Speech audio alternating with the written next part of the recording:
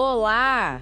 Que bom ter vocês conosco. Nós somos uma IA desenvolvida pelo site .geek. Curadoria de conteúdo humana por Gordo Geek. Eu sou o Eduardo. E eu sou a Jéssica. Bem-vindos à nossa análise de hoje. Vamos ver o que nossa editoria separou de mais importante para essa edição.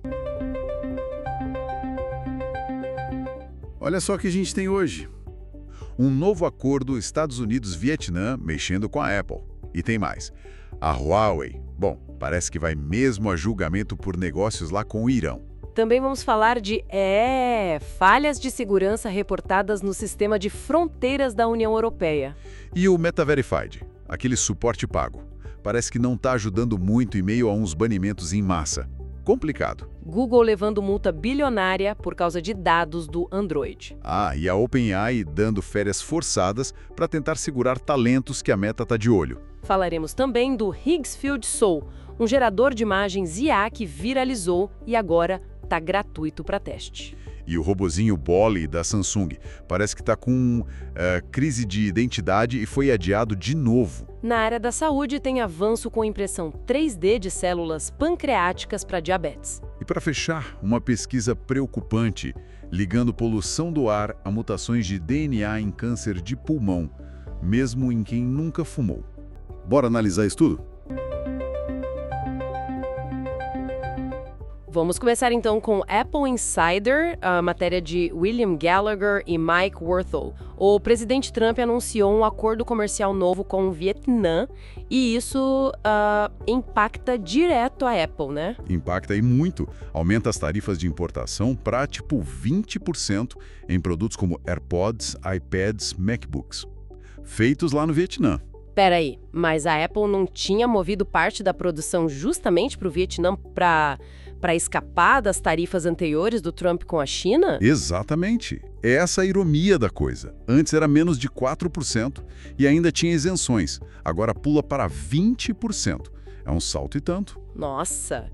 E tem aquela tarifa alternativa de 40% de transshipping que mencionaram.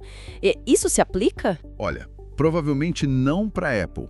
Mas a tarifa de 20% já é um baque. E é importante lembrar, né? Quem paga essa conta, na prática, é a Apple. E isso pode respingar no consumidor, não o Vietnã, como o discurso às vezes faz parecer. Entendi. E tem a contrapartida, né? Produtos dos Estados Unidos entram lá com tarifa zero. Isso. Mas essa medida segue um padrão de acordos recentes que... Bom, muitos analistas veem como prejudiciais para as próprias empresas e consumidores americanos, no fim das contas. Complicado. Mudando de assunto, agora da Engadget, Huawei.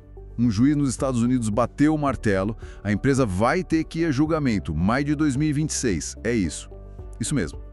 As acusações são de 2019, não são novas. Envolvem informação de quadrilha. Roubo de segredos comerciais de umas 6 empresas americanas. E fraude bancária também, né? Por terem enganado bancos sobre negócios com o Irã, usando uma outra empresa, a Skycom, para driblar sanções. Exato. A juíza Ann Donnelly, lá do Brooklyn, considerou que tem evidência suficiente para levar o caso adiante. Ela disse que os argumentos da Huawei para arquivar tudo eram prematuros. E essa Skycom? Qual a ligação direta? Bom, a acusação diz que era uma subsidiária iraniana da Huawei, usada para movimentar mais de 100 milhões de dólares, violando as sanções americanas contra o Irã. E a Huawei, o que diz? Ela se declara inocente, claro. Diz que é alvo de uma promotoria que está caçando o crime, basicamente. É uma defesa forte. Esse caso já vem de longe, né? Começou no primeiro mandato do Trump. Sim, teve a prisão da CFO Meng Wanzhou, no Canadá, que depois foi libertada, e desde 2019 os Estados Unidos têm restrições fortes contra a tecnologia da Huawei.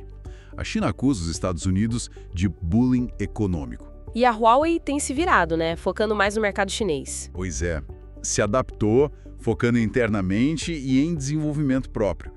Vamos ver como esse julgamento desenrola em 2026. Agora, de novo, The Engadget com Matt Tate, uma reportagem investigativa da Bloomberg junto com a Lighthouse Reports, falando sobre falhas de segurança num sistema importante da União Europeia, o SIS-2. Isso, o Sistema de Informação Schengen de segunda geração.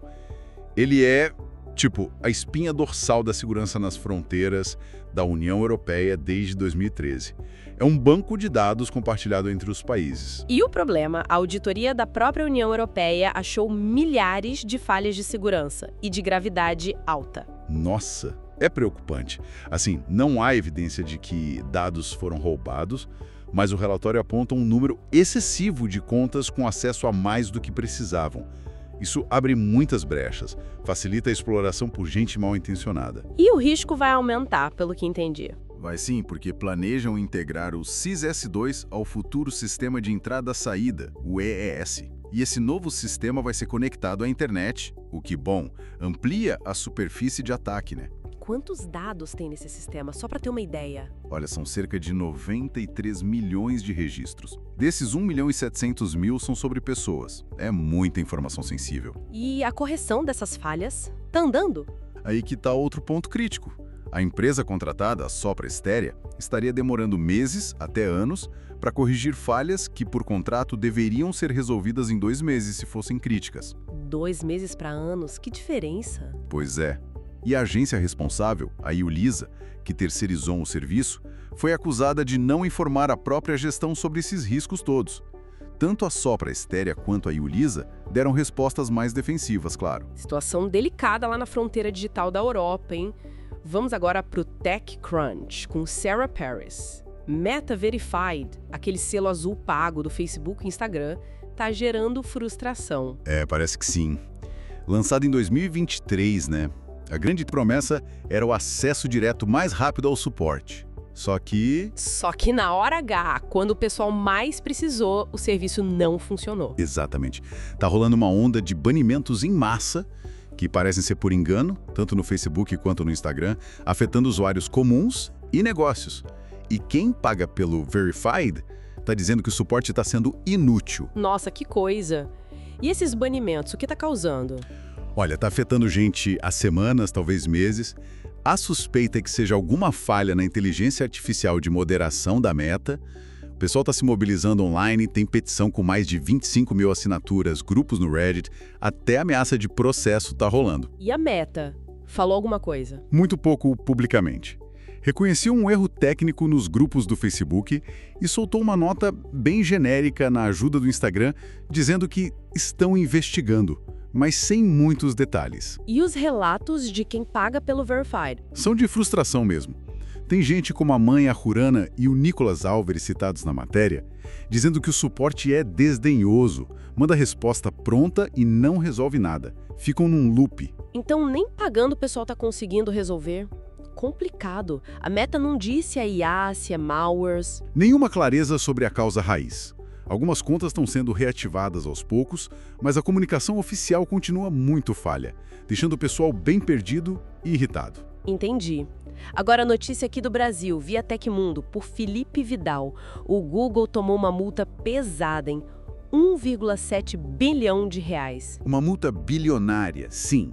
Decisão de um júri lá na Califórnia. Convertendo, dá uns 314,6 milhões de dólares. E por quê? Qual foi a acusação? Coleta e uso indevido de dados de celulares Android. O júri entendeu que o Google coletava dados de localização e uso de apps, mesmo quando o celular estava parado, em segundo plano, sem uma permissão adequada dos usuários. E para que eles usavam esses dados? Principalmente para direcionar publicidade, né? O Google vive disso. Mas a acusação também dizia que essa coleta consumia o pacote de dados dos usuários sem eles saberem direito. Afetou uns 14 milhões de residentes da Califórnia, segundo o processo. E o júri concordou com isso? Sim. A conclusão foi que essa operação impôs fardos obrigatórios e inevitáveis aos usuários, tudo em benefício do Google. E a defesa do Google vão recorrer? Vão recorrer, sim. Alegam que o veredito interpreta mal os serviços que são essenciais para o funcionamento do Android e que os usuários consentiram com a coleta ao aceitarem os termos de serviço. Aquela velha história dos termos que ninguém lê direito, né? Pois é, e parece que tem mais processo vindo por aí. Tem um processo bem parecido, mas em nome dos usuários dos outros 49 estados americanos. O julgamento desse está previsto para abril de 2026. Então, essa história ainda vai longe. Ok. Seguindo no Tecmundo agora com Newton Kleiner. OpenAI, dando férias forçadas para a equipe. uma semana. Parece bom, mas tem algo mais aí, né? Tem sim. Não é só vontade, não. Segundo a revista Wired, é mais uma tática de, digamos, contenção de danos. Uma medida de emergência. Emergência por quê? Para tentar acalmar os ânimos e ganhar tempo contra o assédio da Meta. Parece que a Meta tá vindo com tudo para contratar os talentos de inteligência artificial da OpenAI. A guerra por talentos de IA. Exato. E com ofertas pesadas, falando em bônus milionários, tipo até 100 milhões de dólares para alguns pesquisadores top. A Wired diz que pelo menos 8 já pularam do barco da OpenAI para a Meta. Nossa, 100 milhões de bônus, uau. E a OpenAI fez o quê, além das férias? Mandou um memorando interno tentando segurar o pessoal. Chamaram as ofertas da Meta de ridiculamente explosivas e incentivaram a galera a conversar com a liderança, incluindo o CEO, o Sam Altman, antes de decidir sair. Mas é só o dinheiro da Meta que tá pesando? Não só. Parece que o clima na OpenAI também tá tenso. Falam em carga horária absurda, mais de 80 horas por semana, muitas mudanças corporativas recentes, aqueles rolos do ano passado, e até atritos com a parceira Microsoft. Tudo isso desgasta, né? Com certeza. E a OpenAI prometeu o quê para quem ficar? Prometeu achar formas criativas de recompensar a lealdade. Resta saber o que são essas formas e se vai ser suficiente para segurar a onda da Meta. Interessante essa tática das férias. Bom, agora para o BGR. O Chris Smith fala de uma ferramenta de IA que está bombando. Higgsfield Soul, gerador de imagens a partir de texto. Ah, eu vi sobre essa. O pessoal está comentando muito a qualidade, né? Dizem que as imagens parecem fotos reais, tiradas com câmeras mesmo, sem aquele aspecto meio plastificado, sabe? Que a gente vê em outros geradores. Exatamente. E a novidade é que agora dá para testar de graça. Legal. E como funciona? Tem algum diferencial além da qualidade? Tem sim. Além do prompt de texto normal, ele oferece mais de 50 estilos visuais pré-definidos. Tipo, você pode escolher estilo iPhone, ou estilo grafite, estilo câmera antiga. Isso facilita muito para conseguir uma estética específica sem ter que descrever tudo no texto. Ah, bacana isso. Facilita mesmo. E na matéria tem até um exemplo, né? Tem um prompt detalhado sobre um grafite futurista e a imagem ficou bem impressionante. O nome era algo como Future Decay. E essa versão gratuita, como é? Tem limite? Tem um limite de gerações por dia.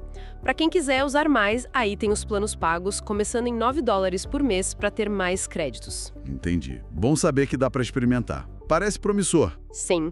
Agora, mudando para robótica. 9 to 5 Google, matéria de Andrew Romero.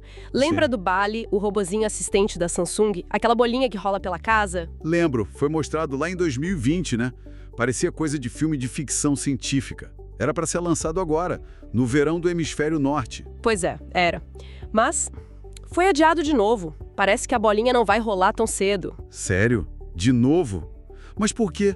O que aconteceu? Então, o Bali é bem tecnológico, usa IA, modelo Gemini e da própria Samsung, tem câmeras, microfones, até um projetor, interage por voz ou app, monitora pets, controla a casa inteligente. Parece bem completo.